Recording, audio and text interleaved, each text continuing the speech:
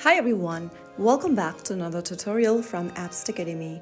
Today in this video, I'm going to show you how to change gender on your Meesho account. First of all, in order to change your gender on Meesho, open up the Meesho app on your device and log into your account. Once logged in, from the home page of Meesho, go ahead and tap on your profile picture at the top left corner.